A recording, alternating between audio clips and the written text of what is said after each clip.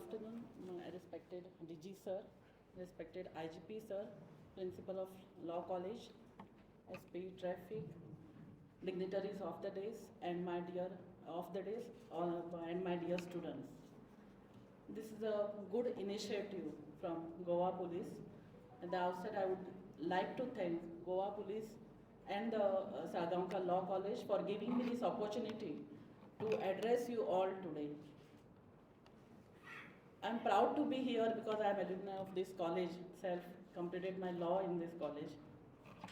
And I always feel proud and be happy with law college, where professors also, principal, the students, to address you. I'm really happy today. As you all know, on 11/8/2023, 3 bills were introduced in the Lok Sabha that seek to repeal and replace colonial criminal laws.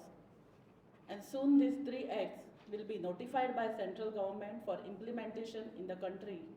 And we all will have to be aware and ready for this major change in the country.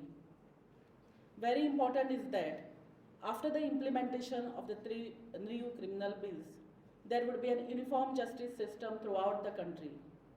These 3 new laws, as you all know, Bharatiya Nyay Sanhita, BNS, Bharatiya Nagarik Suraksha Sanhita Bill 2023, BNSS, and Bharatiya Saksh Adhiniyam, BSA, will now replace Indian Penal Code 1860, that is IPC, Code of Criminal Procedure 1973, CRPC, and Indian Evidence Act 1872.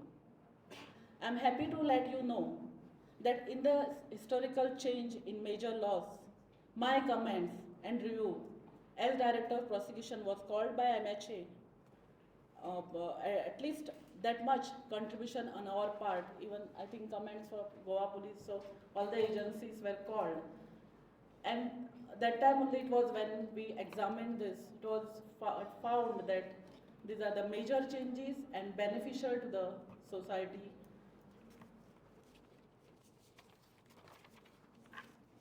In the new act, that is BNS, the chapters and offences against women and children, that is murder, have been given precedence, and the offences against women and children which was scattered in the entire IPC have been now brought together and have been consolidated under Chapter 5.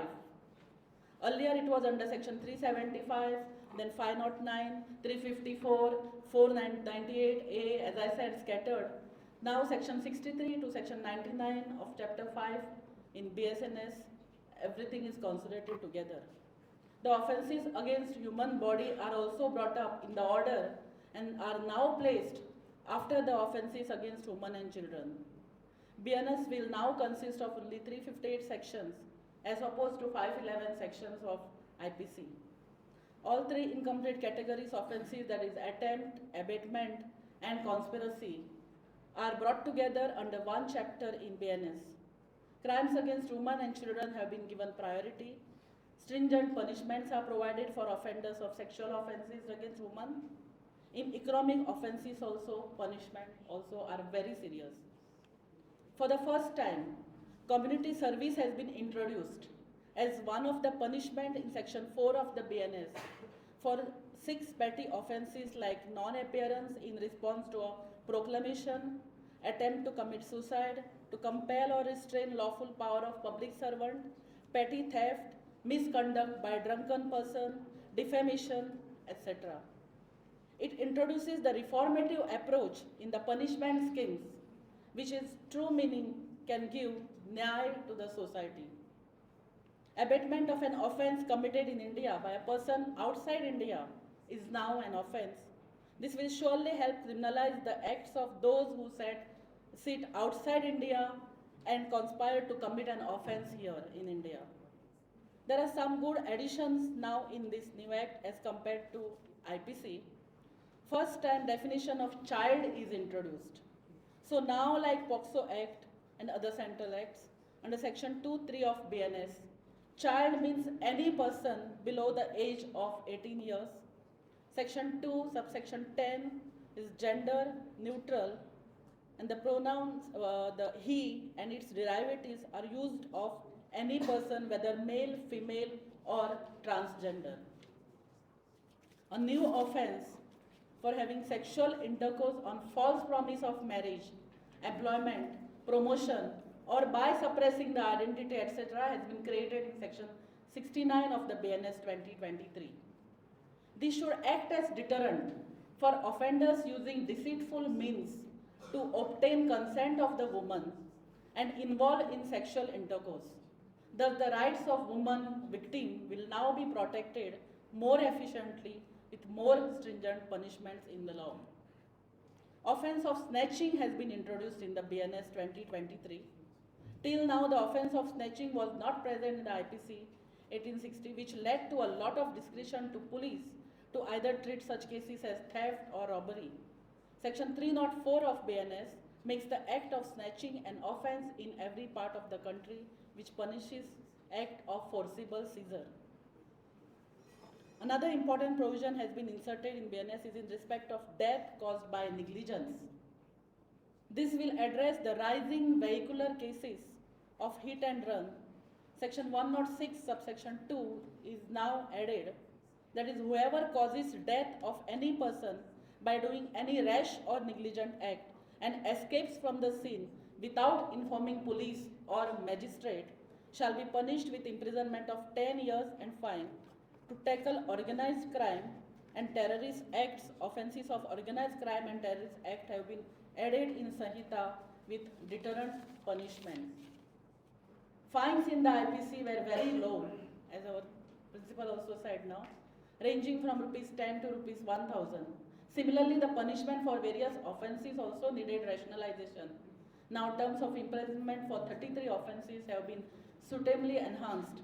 Fines in 83 cases have been increased, and mandatory minimum punishment has also been introduced in 23 many offences. This is of Bharatiya Nyaya Sanhita. Now we will see Bharatiya Nagarik Suraksha Samhita. This also has replaced CRPC.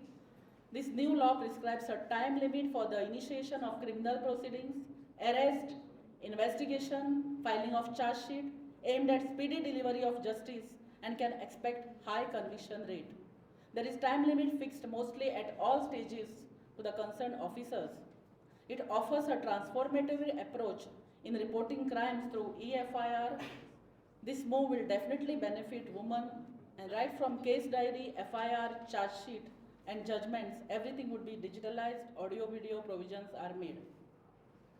Under the new law, roles and responsibilities of director, deputy director, assistant director of prosecution, I have to say this, are more.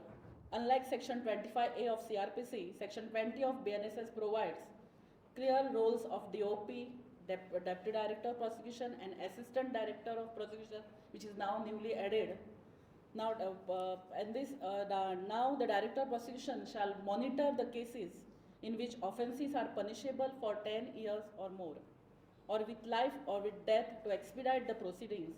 And the powers and functions of deputy director of prosecution shall be to examine and scrutinize police report and monitor the cases in which offences are punishable for 7 years or more, but less than 10 years. Presently, this was done. The opinions are given by director to file charge sheet to the police, but this is as per the judgments of Supreme Court. Now, this provision, these functions are given in the this act, new act itself.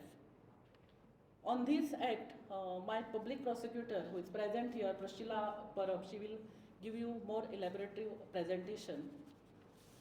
So, coming to Bharatiya Sakshya Bill, there is the provisions of the Indian Evidence Act. They are most of them are retained, like admissible evidence, proved facts, police confessions, all are retained.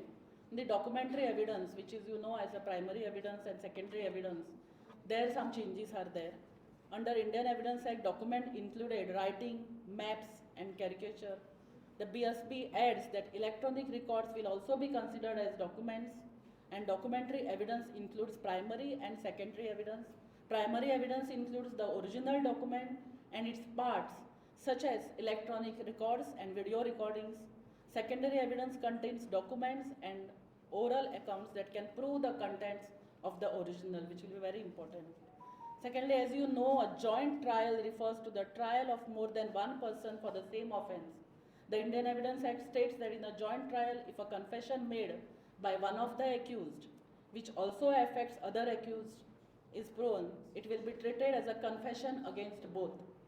The BSB adds an explanation to this provision.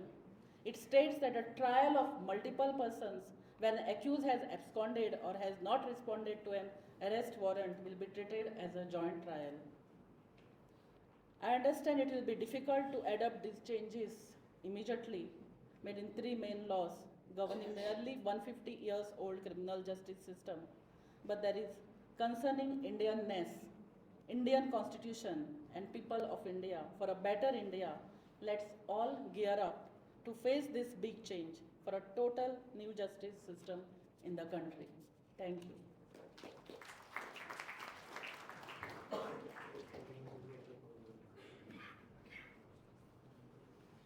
Thank you, ma'am, for your insightful address.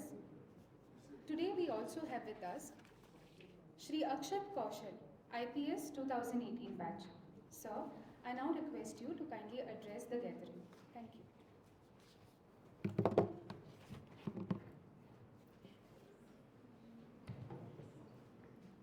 Good morning.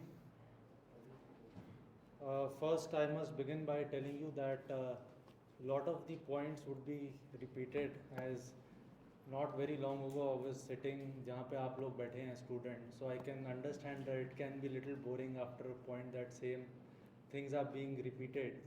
But it's a good thing because all of you are going to become future lawyers who are going to practice in Supreme Court, High Court. Some of you will also become judges, some will become civil servants. So it's a good thing that this is a good revision for you.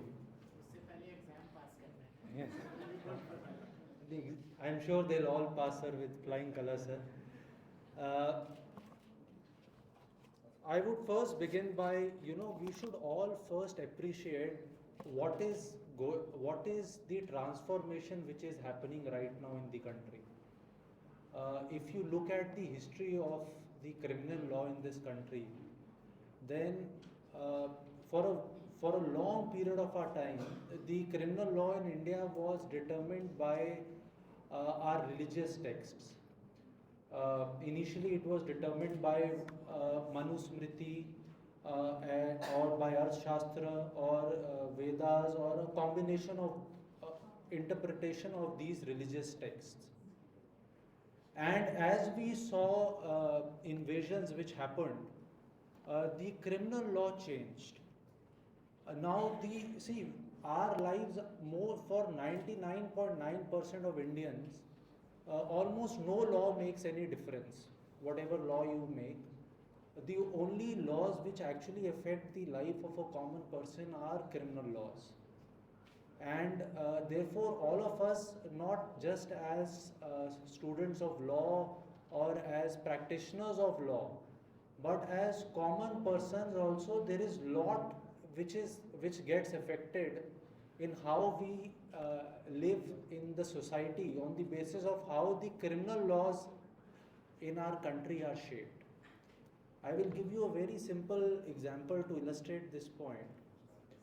Before coming to Goa, I was posted in Delhi, and one of the most common crimes in Delhi is the crime of snatching of chain or taking away of mobile phone. Imagine there is a 50-year-old lady or a retired man who's coming back from his morning walk, and suddenly his mobile is taken away when he's talking to his son or he's talking to some friend. It sends a shock and terror in his mind that there is absolute lawlessness in the society. In the earlier IPC, there was no definition of how to deal with such a crime. Some states had made amendments in their IPCs, like Haryana and all, to define a crime of snatching. But generally, broadly, there was no definition of a crime like snatching. Actually, you can go ahead and register it as robbery, but proving it in the court of law becomes a problem. As you would understand, it has to have other elements attached to it. Now, ideally, it is a case, as per the earlier IPC, only of theft. if you register it as theft, then how do you distinguish between a simple theft, someone just picking your pocket, and someone who's snatching your chain, which is, as someone who has ever experienced that crime, the impact it has on you psychologically is much more. So the point is that criminal laws are laws which deeply affect us as citizens. Therefore, we need to appreciate the evolution which is happening. So, as I was saying, that when the invasions happened, the criminal law changed, and for a long period of time, it was determined by the Islamic laws, which were broadly based on the Sharia. There was also a mixture of the local customs into it. When the Britishers came, they realized that these laws are not helping them achieve their objectives, which is broadly to keep India a colony. So they changed the criminal law to suit it to achieve their objectives. That how can we control this country to remain as a colony? And it has now taken us almost 150 years to reverse that change. So almost for last 150 years, broadly, the criminal justice system architecture was not designed to keep the citizens as the fulcrum or the middle point around which the law has to revolve, but the fulcrum was to keep the state or the colonial might at the center, and everything else was placed around it. So until we appreciate that this transformation is going on, we will not be able to take this subject very seriously. And also there would be, obviously people would say that, the only change which has happened is 20% and 80% still remains the same. I personally, it's my own opinion, but you need to also understand that we as a country are still an evolving country. We are still have many internal and external challenges, and we cannot completely overhaul the administrative structure, because you have to also keep the broad architecture of the country as stable. So I think what the government has done is they have kept these two broad pillars in mind, that you keep the administrative structure still efficient and stable, yet you bring the citizen into the focus. So having said that, what I have felt after going through these three new laws which have come, that they have tried to broadly achieve 4 objectives. And we need to be clear about these 4 objectives, then we can understand. Everything else is broadly written in the book, you all can go through it. Now the first objective which I have spoken about is that it changes what is the end goal of the law. The end goal is not to punish, as the Honorable Prime Minister and the Honorable Home Minister, they had mentioned in the Parliament and at other places, that the transformation has happened from dand to nyay.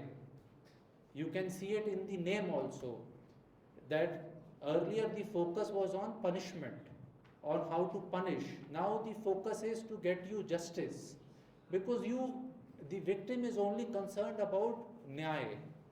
He does not care that much about whether it's 2 साल का सजा है, 6 साल का सजा है. He wants that justice should be done to a crime which has been committed against him or her. So that is the first main objective which these 3 new laws are trying to achieve. The second objective is that perhaps अगर आप देखें 1860 से लेके 1860 to 2024, the world has changed perhaps in ways that it never changed from 1st BC to 1826 or 1860. Everything has changed in last 150 years. How we interact, how we communicate, how we go from one place to another place, how we marry, everything has changed. So the criminal law these criminal laws are trying to transform the laws so that they remain relevant to the present world. Therefore, you will find there is a lot of appreciation of digital evidence, there is appreciation of forensic sciences, there is appreciation of videographing of things, so on and so forth. So it is trying to be relevant to the present times, which the earlier IPC wasn't. So that is the second main objective it is trying to achieve. The third, which is it is trying to achieve, is that it is trying to keep the citizen at the center, that the role of the citizen is primary, that at the end the citizen needs to feel satisfied, that the objective is that the citizen needs to feel relevant in the entire criminal justice system. He should not just feel that he is immaterial, that police will register some case, public prosecutor will argue his case, and judges will give orders for his case, and his say is nowhere in the whole system. That is what most people feel, and it is a right feeling also. So this change they are trying to bring through this law. And the last broad objective which I feel it is trying to achieve is that over the last, from 1947 to now, there have been a lot of judgments of Supreme Court and High Court. So IPC was not like, it was not a stagnant thing. What was written in the book was constantly evolving, but it was evolving through interpretations of Supreme Court, High Court judgments and other international conventions. So it is trying to bring all these things in a broad umbrella in this new law so that there is more clarity on the law. So these are the four broad things which this law is trying to achieve. I would now read out to you some of the salient points which I have felt are very important to achieve these broad objectives. Now the first important thing is it allows for zero FIR. This is something you all need to be aware of. Earlier you would be made to go from this police station to Y police station to Z police station, that it is not our case, that is Agashim ka case hai, Agashim will say Panjim ka case hai. Now that thing is taken care of. Now you can get your case registered in any police station. It is the responsibility of that police station to send your case to the correct police station. It is not your responsibility. So that is a very important change which has come. Second most important change which has come is that you would give a complaint and you would not know what happened to your complaint. Now there is a time bar on a decision has to be taken depending on the nature of your complaint. They have specified days, 3 days, 7 days, 14 days. Maximum 14 days you decide what you want to do. Police has to decide, and whether they have to register or not register, that decision has to be taken, so it gives you clarity. The third thing which they have done is victims have to be informed about the progress of the investigation. If some crime against a woman has been committed, she has now a right to be known what is the progress of her investigation. Earlier these things, because they were there but they were not coded in the main criminal law, therefore there was lack of clarity, and some people would use their discretion to not divulge this information. But now they have specified that victims have a right to know the case. The popular thing of that Tariq pe Tariq, which was made famous by Bollywood, that has been taken care of. There are a fixed number of adjournments which can be given, and once there is conclusion of hearing, then within 45 days the judge has to deliver the judgment. Now these are the broad things which are trying to help the victims reach justice. Now I move to the second thing, which is the national security architecture. अगर आप भारत का नक्शा देखेंगे, you would find we are surrounded by adversaries. There is China on the northeast, there is Pakistan in the west, something keeps happening in the Indian Ocean. So it's not a very stable neighborhood which we have. almost every country in that neighborhood has been divided barring one, which is our nation.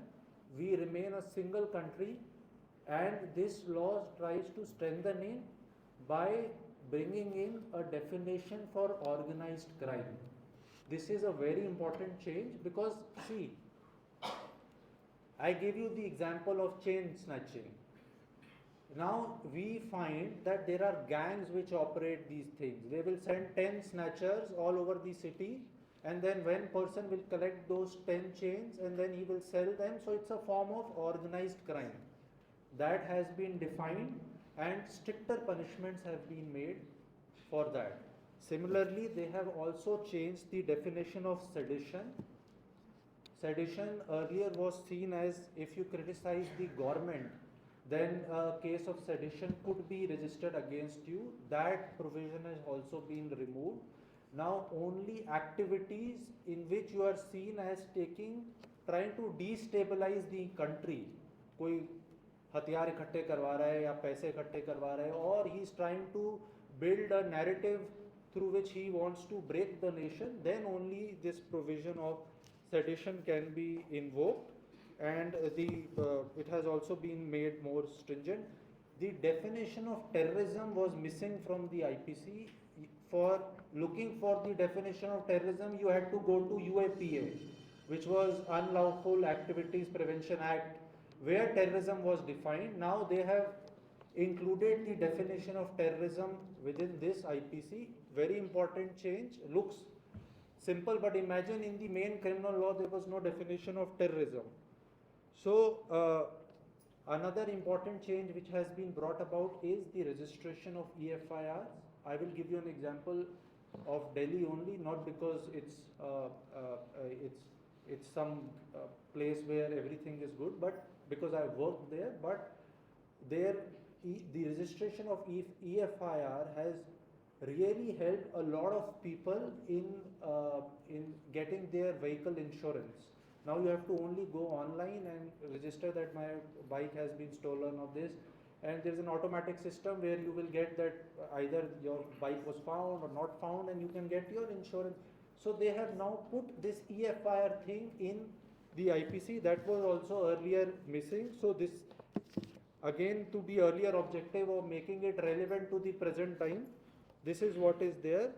Mob lynching, very important, has been made an offence with very strict punishments. There was no definition of mob lynching as such. It wasn't clear what is mob lynching, what is not mob lynching, how to distinguish it from a normal murder.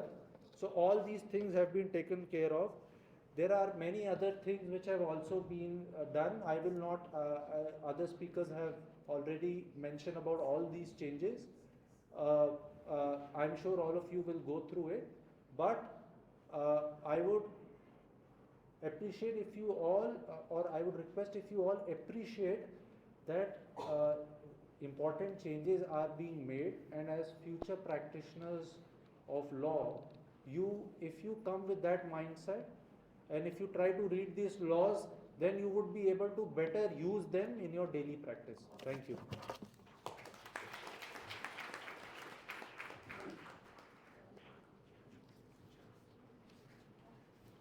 Thank you, sir, for shedding light on the objectives and salient features of the new laws and the reforms brought about by the introduction of these laws. Today, we are privileged to have with us Shri Omvir Singh Bishnoi, IPS, IGP, Goa, for this program.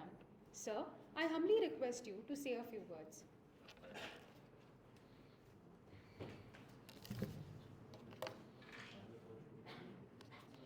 Honorable Chief Guest, members on the dais, dear friends, कानूनों का भी शरीर और आत्मा होता है। हिंदुस्तान आज़ाद हुआ, आत्मा आज़ाद नहीं हो पाई थी। हमारे पुलिस ऑफिसर्स ने जो ठीक सामने आपके स्लाइड है दंड से न्याय की ओर, इसमें 5 सैलिएंट फीचर बताई हैं, और मैं इन 5 सैलिएंट फीचर्स को इन कानूनों की आत्मा मानता हूं। शरीर नश्वर है लेकिन आत्मा शाश्वत है। इस देश को आगे बढ़ाना है तो आत्मा भी अंग्रेजों की नहीं हमारी होनी चाहिए।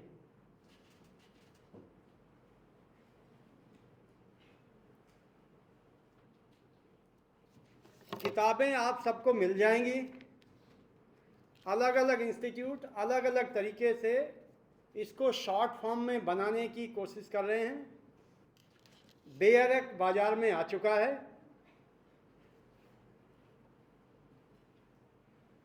मेरे कॉलीग एसपी अक्षत कौशल और डायरेक्टर प्रोसिक्यूशन ने ब्रीफ आपको बताया है। आत्मा चेंज करने के लिए हम सबको सबसे पहले अपने आप को अनशेड करना होगा, अनलर्न करना होगा। थीम क्या थी उस 3 कानूनों की, और आज हमारे ये जो नए कानून आए हैं, नया भारत, हमारा अपना कानून, हमारी अपनी आत्मा, हम इसको तभी ला सकते हैं जब हम पुराने कानूनों को अनलर्न करें, उस आत्मा को हटा दें। हमारा शरीर हमारी आत्मा, हमारी आत्मा हमारा शरीर, और अनलर्न करना भी एक प्रोसेस है।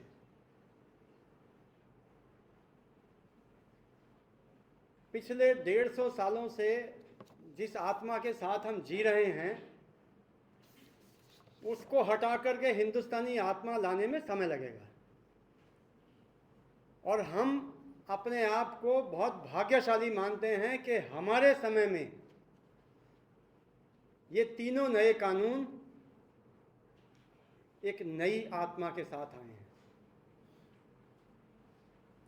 इनका भी इवोल्यूशन होगा समय के साथ। अगर हम नहीं बदले तो हम महान देश नहीं रहेंगे। हम महान थे, लेकिन जब हमने अपने आप को टेक्नोलॉजी के साथ अडॉप्ट नहीं किया तो 950 साल हमको गुलामी के दिन गुजारने पड़े। हम जब कमज़ोर होंगे एक राष्ट्र के तौर पर तो दुश्मन तो हमारी तरफ देख रहा है। जब हम मजबूत हैं, हमारी मजबूती से दुश्मन डरना चाहिए। और जैसे ही उसको पता लगेगा हम कमज़ोर हैं, हमारी आत्मा कमज़ोर है, तो दुश्मन अटैक करने में देर नहीं लगाएगा। मेरे साथी ने बताया कि इस समय कैसा एटमॉस्फेयर है। हमारे ठीक सर के ऊपर एक बहुत बड़ी कंट्री बैठी हुई है जो माइटी है। तो माइट का जवाब प्लाइट से नहीं, माइट से ही देना होगा। अपने आप को मजबूत करना होगा। लॉर्ड कृष्णा का मुझे एक श्लोक हमेशा, जब से मैंने पुलिस से नाता जोड़ा है और शायद मरते दम तक मैं उसको नहीं भूलूंगा। परित्राणाम साधूनां विनाशाय दुष्कृताम। अगर हम जो 95% अच्छे लोग हैं, साधु लोग हैं, सच्चे लोग हैं, न्याय प्रिय हैं, कानून प्रिय हैं, उनको प्रोटेक्ट नहीं कर सके तो फिर हम पुलिस या लॉ एनफोर्समेंट एजेंसी नहीं है। हमारा तो काम ही बेसिकली उन 5%, 3%, 2% लोगों को है जिनको समाज दुष्ट मानता है। अगर हम उनका विनाश नहीं कर सके तो हमें लज्जित होना पड़ेगा, हमारी खाकी को लज्जित होना पड़ेगा। उसके लिए समय समय पर कानूनों का इवोल्यूशन होता आया है। कुछ स्टेट्स ने, जैसे महाराष्ट्र स्टेट में जब बहुत ज़्यादा गुंडाइज्म हुआ तो मकोका लेके आए। बाकी स्टेट्स मकोका नहीं लेके आ पाए। वहाँ पर पुलिस को बड़ी दिक्कत हुई। अब जैसा मेरे साथी ने बताया कि ऑर्गेनाइज्ड क्राइम पे अपने आप आईपीसी में एक चैप्टर आ गया। अब जैसे पिछले साल 124A पर सुप्रीम कोर्ट की टिप्पणी आ गई तो पुलिस के पास कुछ बचा ही नहीं था। नए कानूनों में चूंकि मैंने बोला कि इवोल्यूशन है, तो 152 भारतीय न्याय संहिता में आ गया। इसमें भी imprisonment for life and fine दोनों हैं, और 7 साल और उससे ज़्यादा फाइन भी है। जैसा प्रिंसिपल साहब ने बताया कि 1861 में 20 रुपये बड़ा फाइन था, 50 रुपये बड़ा फाइन था, पर लॉ के साथ साथ में फाइन को भी इवॉल्व होना है। तो नए सिस्टम में इवोल्यूशन को जगह दी गई है। जब पंजाब और जम्मू कश्मीर में एक्सट्रीमिस्ट लोगों ने टेररिज्म फैलाया, उस समय हमारे पास आईपीसी में कोई कानून था ही नहीं जिससे पुलिस डील कर सके। तो मैं आपको बताना चाहता हूं कि पुलिस ने फोर्स किया सरकारों को कि आप टाडा लेके आइए, लेकिन जब भी कोई कानून आता है तो हम सब तालाब में जितनी भी मछलियां हैं वो सारी एक जैसी नहीं होती, कुछ मछलियां सड़ भी जाती हैं। टाडा का दुरुपयोग हुआ, उसको स्क्रैप कर दिया एक रात अचानक। फिर से लॉ एनफोर्समेंट एजेंसीज को तकलीफ हुई, उसकी जगह फिर यूएपीए लाना पड़ा। आज टेररिज्म की डेफिनेशन नए एक्ट में आ चुकी है जो पहले थी ही नहीं। सिस्टम इवॉल्व हो रहा है। हमारे डायरेक्टर ऑफ प्रोसिक्यूशन ने हमारे पुलिस ऑफिसर्स के लिए भी नए कोर्स पिछले 1 हफ्ते से चालू किए हैं। हम लोगों ने भी उनकी मदद करने के लिए जो अलग अलग जुडिशियल अकेडमी ने पीपीटीज बनाई हैं, इनको सप्लाई की हैं। और मैं प्रिंसिपल साहब से भी गुजारिश करूंगा कि उन पीपीटीज को इनिशियल स्टेज पर अपने स्टूडेंट्स को बजाय पूरी किताब पढ़ाने के हम उन पीपीटीज की मदद ले सकते हैं। वो आप हमारे ऑफिस से या हम आपको सीधा आपको मेल कर देंगे। हमारे डीजीपी साहब सिर्फ लॉ की इल्यूमिनरी नहीं, आपके कॉलेज के अल्मा मेटर हैं, आप लोगों के अल्मा मेटर हैं। ये बेहद खुशी की बात है सलगांवकर कॉलेज के लिए, फ़ख्र की बात है कि आप ही के एक अल्मा मेटर आज इस स्टेट के डायरेक्टर जनरल ऑफ पुलिस हैं। और एक और अच्छाई मैं साहब की बताता हूँ, वो है चूंकि बैकग्राउंड मैनेजमेंट का है। जब हम मिक्सचर करते हैं बैकग्राउंड मैनेजमेंट, पुलिस ऑफिसर की ट्रेनिंग, और पुलिस ऑफिसर रिलेटिवली लॉ में कमज़ोर होते हैं जैसे मैं हूँ, चूँकि साहब ने एक एडिशनल क्वालिफिकेशन अपने आप एक्वायर की, इसलिए ये वंडरफुल मिक्सचर है। मैं आपके और आपके चीफ गेस्ट के बीच में ज़्यादा लंबा ना रह करके मैं चाहूँगा कि साहब तीनों के मिक्सचर को आपको जिस सरलता से बता पाएंगे शायद और कोई ना बता पाए। Thank you very much for having us here.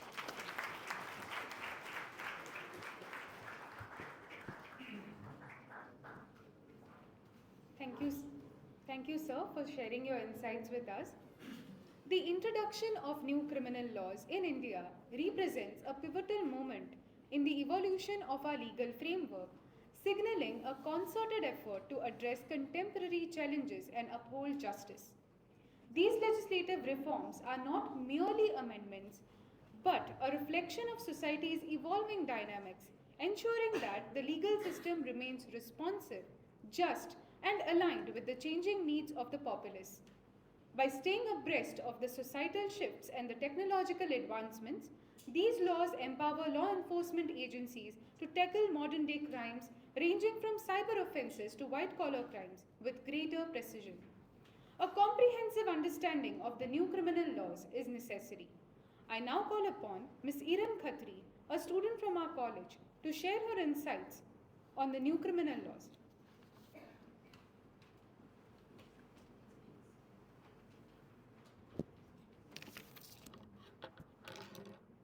Thank you for the opportunity. Thank you, MC Gautami. Law must never be taken as the gospel. Today's law may become tomorrow's crime. Today's crime may become tomorrow's law, quote unquote. Far too often to be engaged and charged with a crime is to become something less than a human. A very good afternoon to one and all present here today. My name is Ira Mirshad Khatri. I'm from third year BA LLB of this college, and the motion on the house is New Criminal Laws. When I talk about crime, I talk about legality, illegality, misdeed, monstrosity, injustice, knavery. When I talk about laws, I talk about commandments, ukase. Lawmaking in the absence of a significant number of opposition members does not really lay well in the legislature. Whereas I am here today to put out a very neutral gender form for this very motion today, ladies and gentlemen. The three bills that replace the body of criminal laws in India were passed by the parliament in its ongoing session in the absence of more than 140 members.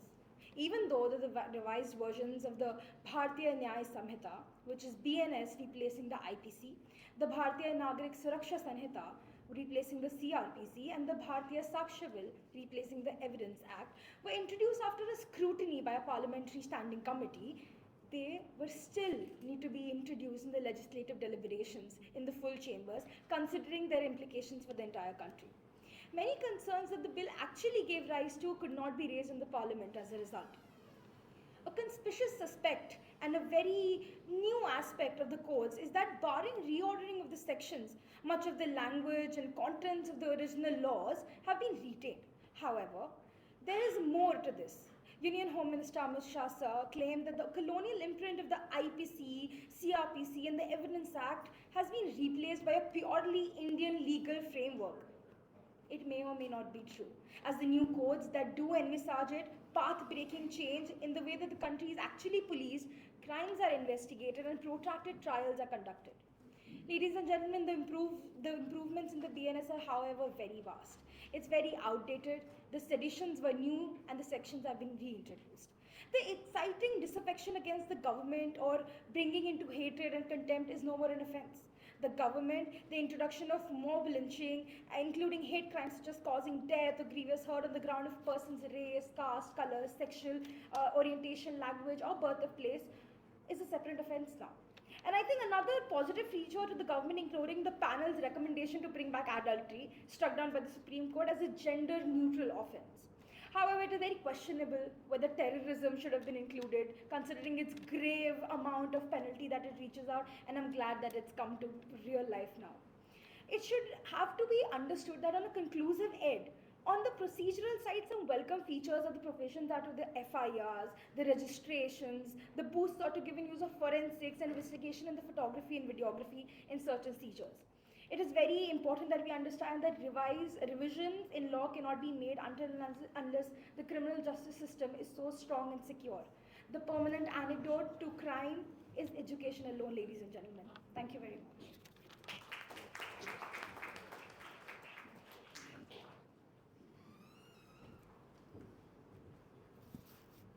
Thank you, Ira. Today, we are honored to have with us Dr. Jaspal Singh sir, the Director General of Police, Government of Goa.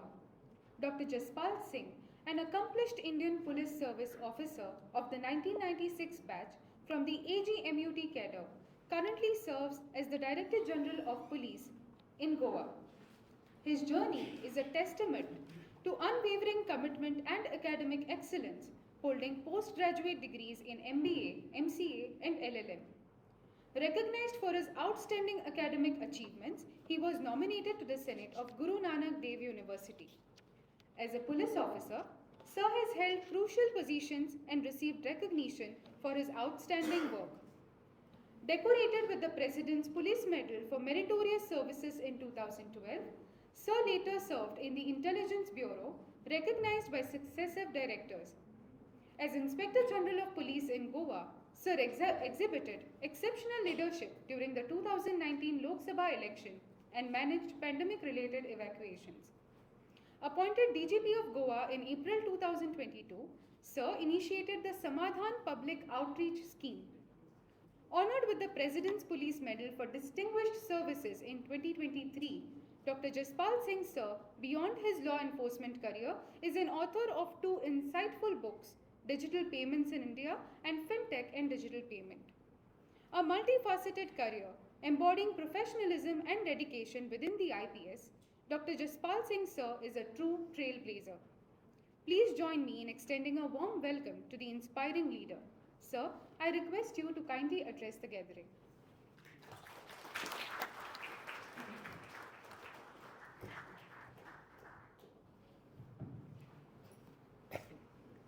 Learned Principal, Director of Prosecution, my colleagues on the dais, Mr. Omvir Singh, Mr. Akshat, my colleagues in the police department, and most important of all, the students, members of the faculty. A lot more has been said about the newly enacted laws, and Akshat has very brilliantly brought about the philosophical background, the rationale behind these three laws. So whenever we speak of law, I always am reminded of one saying by John Hobbes: life was poor, nasty, brutish and short. This is how he describes the state of nature, state of man when the state was not in existence. So basically the state came in existence to ensure order in the society. And that responsibility over the years, due to evolution in political thought, in law, fell on the criminal justice system, of which we are all the part. The students, the budding lawyers, as the potential officers of the court, police officers, prosecutors, judges. So why was there a need to bring about changes in these laws? Of course, Akshat has explained it. But law is basically a means of social change. Law is not static, it is an organism. It keeps on evolving. Why? Because ultimately law does not exist in isolation. It does not exist because there is a code. This code is basically meant for certain section of society, for the people, not for all sections of society. Basically, we have to bring offenders to justice. Law is public morality because public morality keeps on changing. Because we keeps on evolving. Thought evolves, technology evolves, our attitude to life evolves. So basically all these things get enacted in the form of laws. So our planners, our legislators, our administrators, they realized that the colonial laws which the British government brought about perpetuate their rule in the country. The police was made an instrument, not as a service, because they modeled Indian police on the model of Irish constabulary. When England took over the control of our country, they were also facing an insurgency in Northern Ireland. So therefore, they created Irish constabulary there. So parallel to that, they created Indian police system. 3 laws were brought about. So these laws were found inadequate to deal with the current realities. Technology was there, the way we do business differ, the way the criminals commit crimes varied. So they used mobile, they used technology, they used computers. Similarly, we as citizens also used information technology extensively in our day-to-day dealings. And the antisocial elements, as explained by Akshat, they also used information technology extensively to commit crime. 73% of all the cyber crimes, they are committed so far as financial frauds are concerned. I mean, payments related crimes. Majority of the crimes are payment related. So there was a hue and cry in the country, and the legislators took notice and they enacted a law in the form of BNS. they recognized electronic communication as a valid evidence. And as a police officer, I think the most important change which the legislators have brought about is the quick trials, quick punishment, and quick investigation. By recognizing forensic evidence, electronic recording of the scene of crime, and seizure and search processes, the scene of crime will come to the courtroom. Men may lie. When a person stands in the witness box, he may tell a lie. Because men have motives, people have motives, they can be won over. But a scene of crime, actual recording of the scene of crime, when it is played before the honorable judge or the magistrate, that will not lie. So that will also improve our conviction rate. So this is the most important, a movement from punishment to justice. That is how the Honorable Prime Minister described these three laws in the DGP IGP's conference, which was recently held in Jaipur. National security, we've been facing this challenge of terrorism for quite some time now. We brought about National Investigation Agency, UAPA was amended, but there was still something lacking. What is the appropriate definition of terrorism? So this law gives elaborate definition of terrorism, because unless we define terrorism, terrorism doesn't mean taking a gun, killing somebody.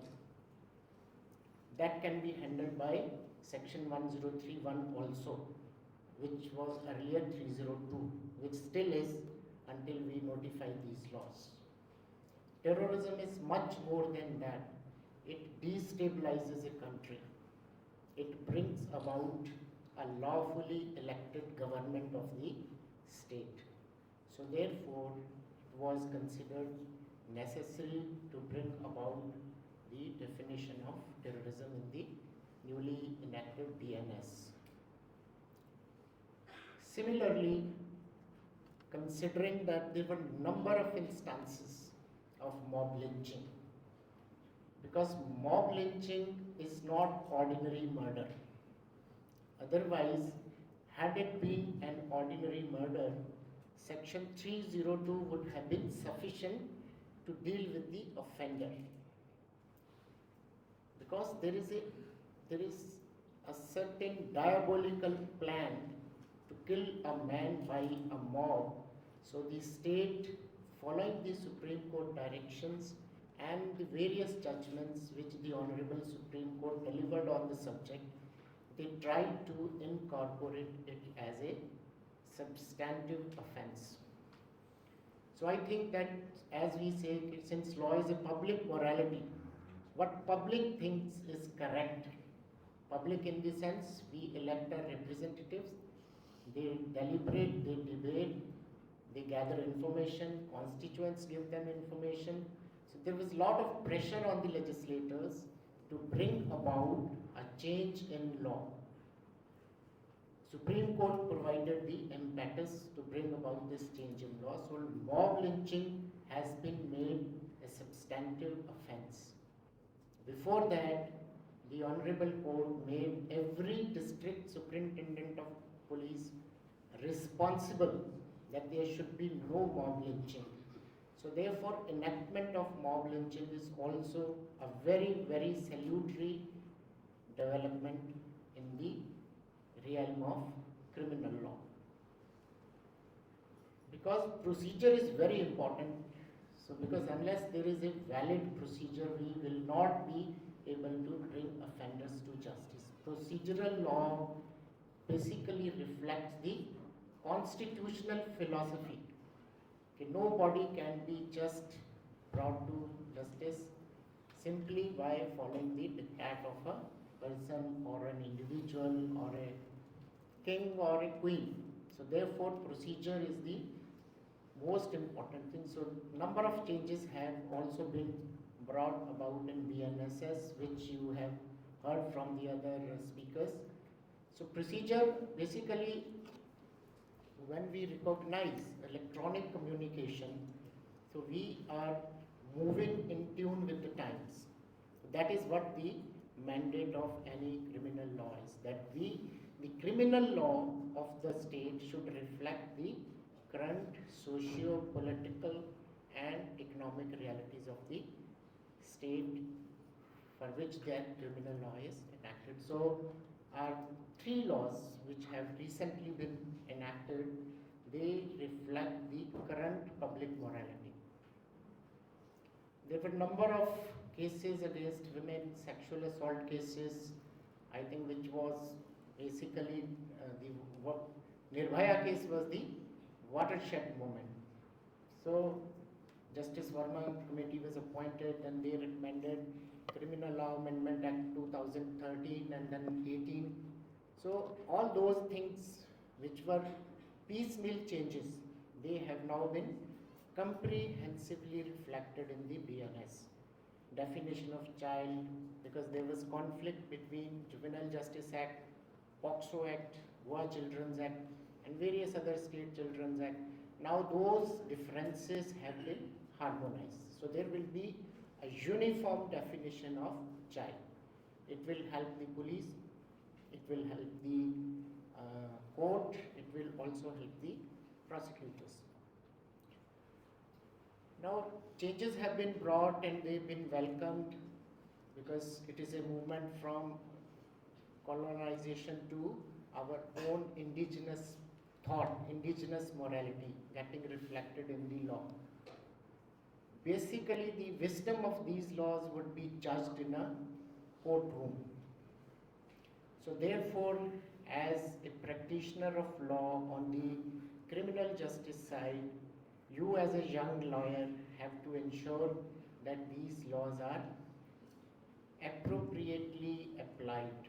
Because sometimes, some of us, I do not say that only the advocate community, but some of us, means certain police officers, certain judges, and certain advocates, they try to frustrate the mandate of the legislature by adopting various means to prolong the criminal justice process. So as an officer of the law, you have to ensure that the mandate of the legislature is carried out as religiously as has been enacted in the criminal law philosophy of these 3 newly enacted laws. We should try to, yes, accused has certain rights. We cannot waive off his human rights. But we have to also see from the perspective of a victim. So these 3 laws are primarily victim-centric. Akshat has very beautifully explained that within certain time period you have to inform the progress of the investigation or your decision whether you are going in for an FIR or whether you are just handling the complaint as an inquiry. So that is the most important development so far as a welfare state is concerned. Zero FIR is also a manifestation of that.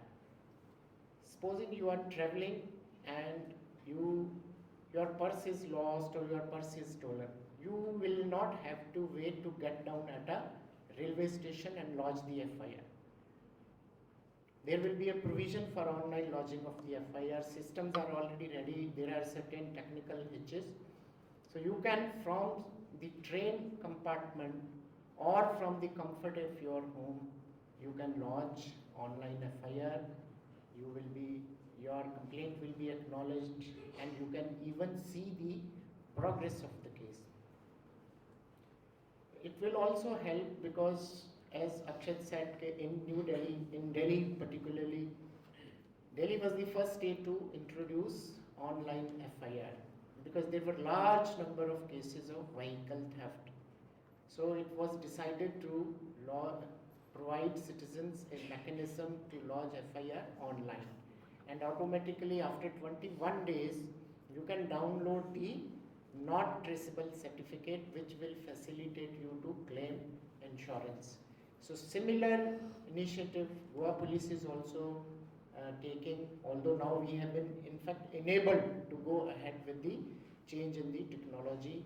So that will also help the citizens to avail police services. Then organized crime, even motor vehicle thefts are also a reflection or a manifestation of organized crime. It is just simply not a car being stolen.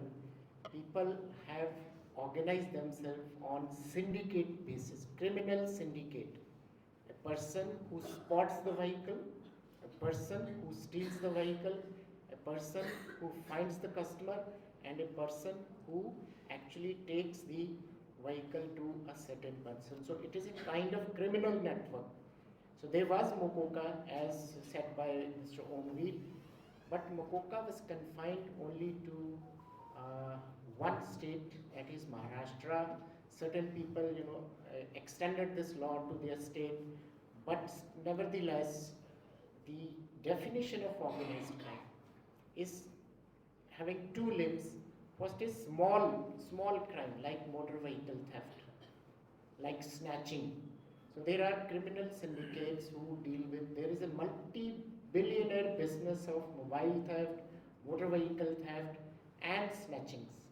So definition of organized crime has also helped the authorities in dealing with the organized crime. Certain people in media reports, they express the view that these three laws have made police powerful. But let me tell you, you are thoughtful students of law. This has not empowered police officers, but it has empowered policing. There is a difference between a policeman and policing. Policing is a process whereby we provide day-to-day security to our citizens. We take care of their safety of their property, their life, their liberty. So that is the policing. So by bringing a proclaimed offender to justice, by conducting his trial in absentia, by forfeiting his property. If a person has evaded trial and he has run away from the country or from the place where he lives, he is evading judicial processes, in absentia trial is basically a improvement in policing, how the fear of law will be instilled in a offender. So in absentia trial is also a very, very salutary provision of the Criminal Procedure Code. So not going into detail because law is there, as Akshat said, you can see there is, in fact, there's a comparison also in the beginning of the newly published books. If this is the section of IPC, what will be the corresponding section of BNS? If this is the section of BNSS, what will be the corresponding section of Criminal Procedure Code? Similarly is the case with the Indian Evidence Act. That you can see, but basically as students of law, you have to understand what are the value system which inform the newly enacted laws.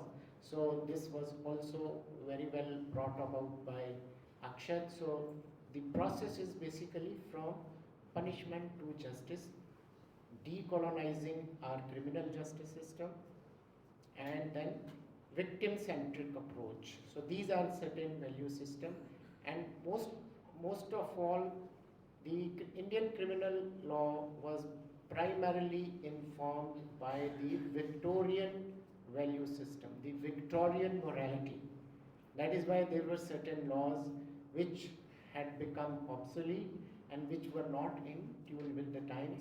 So these laws basically incorporate the Indian ethos, the current legal philosophy, and the induction of the current technology in the criminal investigation, in criminal trial, and also enabling police to pilot electronic evidence in a court of law. So it has enabled that if you have sent an email, if you have received a SMS, if you have been cheated online, all these processes, a website content, a email content can also be cited as a piece of evidence in a court of law. So it has been contemporized. So what these three laws has done is they have contemporized the criminal justice system, and it reflects the current realities of the society, because that is what the purpose of law is, to reflect the current mood of the society, to reflect the current political, social and other value system of the society. So I'm sure that today's talk by different officers, by Director of Prosecution, Principal Dr. Shaber Ali, would definitely help the students of law appreciate the need and the importance of three criminal laws, which of course would be made applicable in a short span of time. But let me tell you that by 31st of March 2024, all union territories will implement these laws, because there is a provision in such laws, different provisions can be applied at different time and in different territories. So therefore, I expect that by 31st of December, the state should be able to operationalize these laws all over the country. But there is a need of a lot of technical infrastructure. Those students who can appreciate information technology, they would understand, because supposing if you make a small film of a seizure process, of a scene of crime, of the statement of a person, the information will run into gigabytes. So imagine the kind of storage capacity which the state has to create, and then how that evidence will be saved and where it will be saved. Well, whether it will be saved in a national portal, or whether states will have to create their own portals, what will be the chain of custody, how the integrity of evidence will be ensured. So there are a number of technical issues associated. So the state is working at a very faster pace to implement these laws, and by 31st March they will be implemented by all the union territories. That is what the Honorable Prime Minister declared in the DGP-IGP's conference, and I am sure that by 31st December, I think Goa should also be able to implement these laws. So this is important for you as a practitioner of criminal law, because you have to contest, your job is to contest the prosecution version in a courtroom. We may not be enemies, but we are adversaries in the court of law. So you also have to understand how evidence will be recorded digitally, how police will save it, how they will ensure the integrity of the evidence, and how it will be marshaled to the courtroom. How court will consume the digital content. So considering a very important aspect that now the crime scene will go to the court of law. Earlier it was just by the statement, primary evidence, physical evidence, evidence by documents, but now the crime scene will see, judge will be able to appreciate how the crime was committed and what was the manner of inflicting of injuries. So in the end, I would say that we must all take this message to various members of the society, to children's organization, NGOs dealing with the children, NGOs dealing with women's issue, that what is for them in these new laws, because they are the most important stakeholders. So if changes have been brought about by the legislators, it is our duty as informed citizens to tell the stakeholders, tell the women bodies, tell the children's bodies that these are the new provisions which you can take benefit, and if you are ever a victim of a crime. So with these words, I am grateful to Principal Dr. Shaber Ali and our young officer Sulekha for having organized this platform today and enabling all of us to share our ideas. And I am sure with you, as they say, jyot se jyot jagate chalo, I think each one of you would take forward the message of the philosophy behind these 3 new laws and how they will be beneficial to the Indian citizens. Thank you very much. Thank you for having me.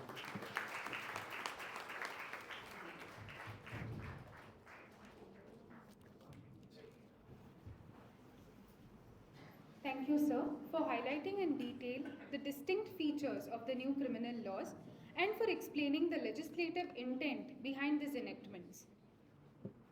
The reforms introduced under the new criminal laws emphasize a commitment to safeguarding the rights of individuals, fostering a fair and equitable legal landscape. It is imperative for citizens, legal professionals, and law enforcement alike to comprehend and adapt to these changes, fostering a collective responsibility towards a more just and secure society. The students of our Legal Aid Society will now be presenting a thought-provoking skit shedding light on the importance of the new criminal laws.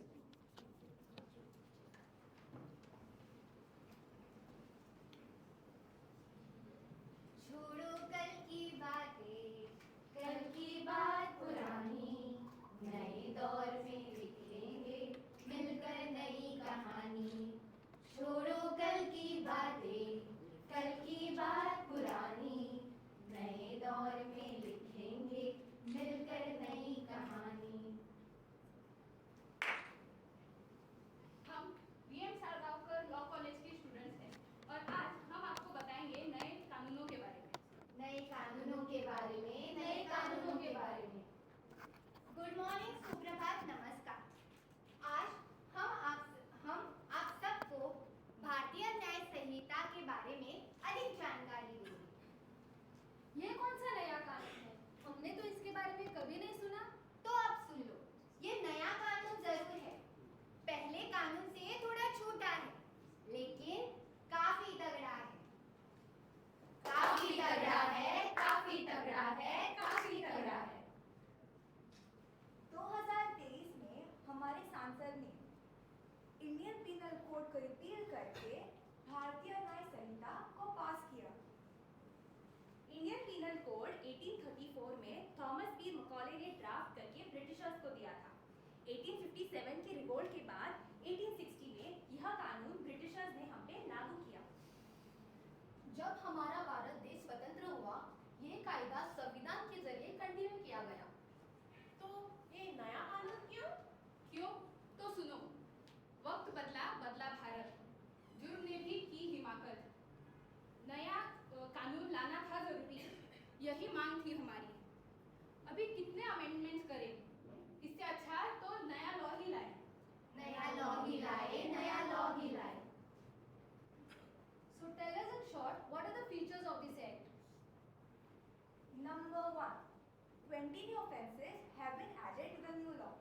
Number 2, 83 offences which were punishable by a fine, the fine has been enhanced. Number 3, एक पूरा नया chapter offences against women और children पे है। Number 4, जहाँ जहाँ British हुकूमत का पता चलता था वो सारे शब्द पूरी तरह से बदल दिए गए हैं। Number 5, who is a child has been explained. Number 6, transgender को जेंडर के अंदर रिकॉग्निशन मिला है। तो फिर चलिए इस पठनाट्य के द्वारा हम आपको इस नए कानून की कुछ झलक दिखाते हैं।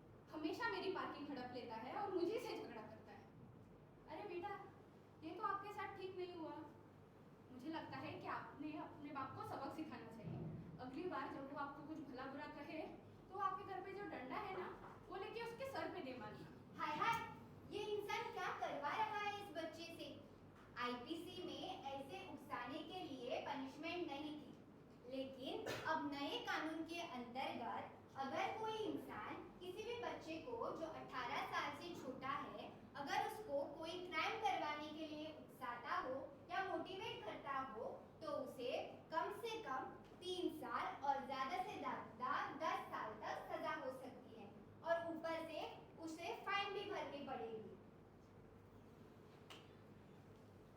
सुधर जाओ लोगों, सुधर जाओ, बच्चों को बच्चा ही रहने दो, बच्चों को बच्चा ही रहने दो। सीन 2।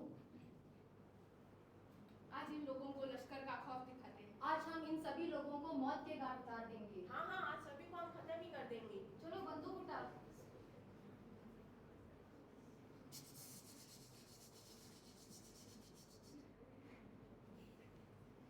हे भगवान, फिर से ये टेरर अटैक्स। इन टेररिस्ट की वजह से कितने मासूम लोग अपनी जान गंवाते हैं, कितनी प्रॉपर्टी डिस्ट्रॉय होती है, कितने मासूम लोगों का संहार होता है। लेकिन अब और नहीं। सही कहा, अब और नहीं।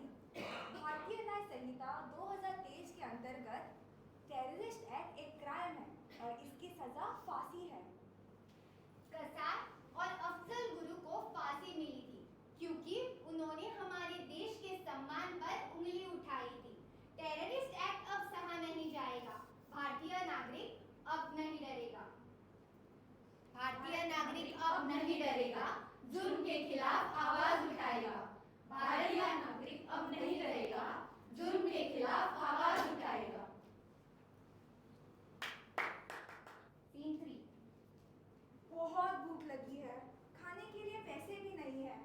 दुकानदार भैया देख नहीं रहे हैं, वहां से ब्रेड उठा के खाती हूँ। अरे चोर चोर चोर चोर।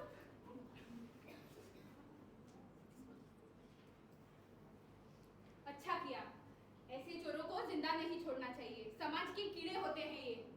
अभी चलो, पुलिस आने से पहले भाग चलते हैं। ऐसी घटनाएं हमारे देश में होती है। अगर किसी भी लाचार इंसान की जान ले रहे हैं 4-5 लोग मिलकर, तो उसे मॉब लिंचिंग कहते हैं। तो इसकी सजा क्या है? भारतीय न्याय संहिता के तहत जब भी कोई ग्रुप, जिस ग्रुप में 5 से ज्यादा लोग शामिल होते हैं और वो लोग मॉब लिंचिंग करते हैं, उसकी सजा फांसी है। फांसी है, फांसी है। लगता है ये नया कानून बहुत बदलाव लाएगा, लेकिन ये एक कानून से कितना फर्क पड़ेगा? अरे बहन, ये एक ही कानून नहीं है। इंडियन एविडेंस एक्ट और क्रिमिनल प्रोसीजर कोड को भी रिपील कर दिया है। अब नए कानून आए हैं।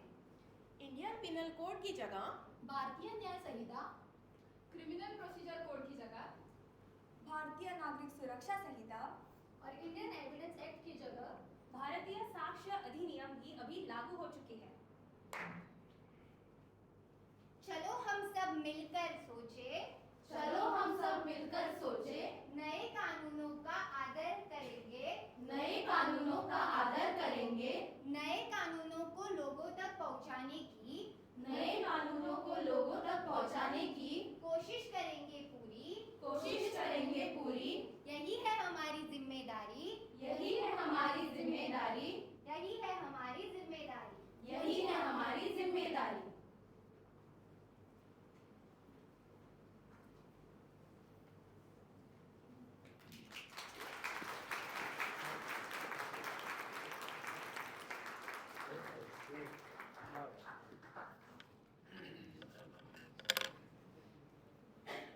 Thank you students for an insightful presentation. The skit was performed by our students Saisha Mandrekar, Nidhi Gaude, Achal Kandolkar, Sonia Patil, Shreya Satardekar, Simran Kanekar and Prerna Gaude.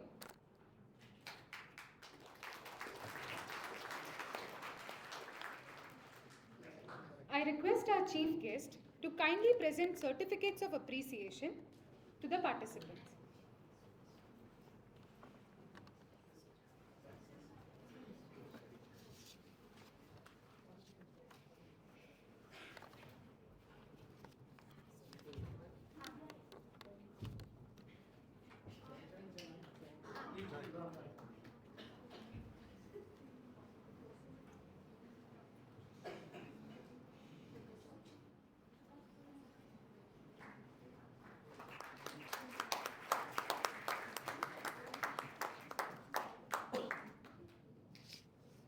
Thank you, sir.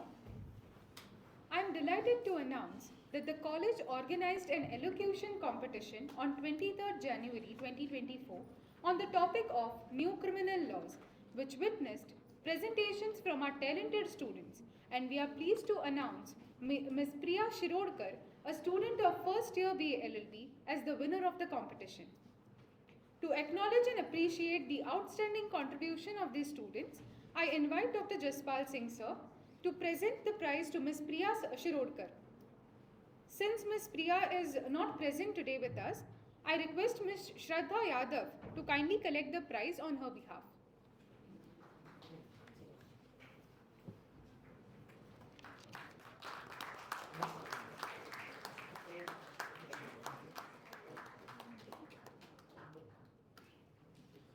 Sir, I also request you to kindly present the participation certificates to students. I request students to come forward as I announce your names. First, Amit Sungtankar.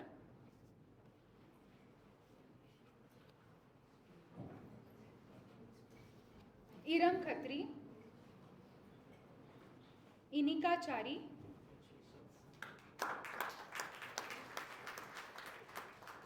Shraddha Yadav.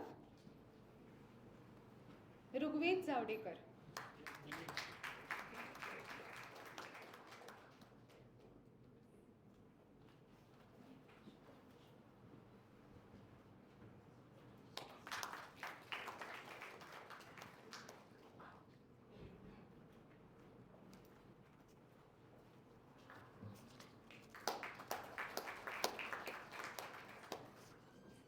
Thank you, sir. As we prepare to express our gratitude, let us remember, every moment shared, every insight gained has woven the fabric of this event. And we extend our sincere thanks for making it a memorable occasion. With this, I invite Ms. Sulekha ma'am to kindly deliver the vote of thanks.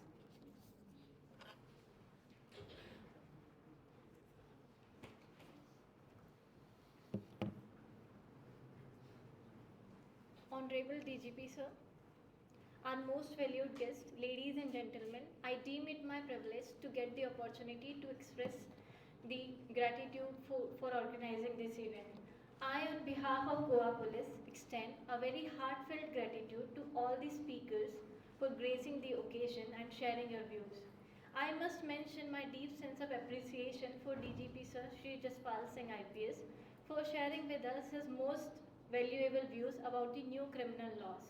I would also like to extend my heartfelt gratitude to Shri Omvir Singh Bishnoi sir, IGP Goa, for gracing the occasion and sharing his views. I take this opportunity to extend our most sincere thanks to Shri Akshat Kaushal sir, Director of Prosecution Ms. Poonam ma'am, for their kind presence and enlightening the gathering. I also acknowledge the contribution of each and everyone who contributed in successful organization of this event. I would like to put on record our gratitude to Shri Nithin Walson sir, SP North, for his vision, support and guidance in organizing this event. I would also like to mention about the contribution of Sudesh Nayak, DYSP Panjam, and Nikhil Palekar, PI, for organizing the event. Thanks to all the concerned section. Thank you for your presence.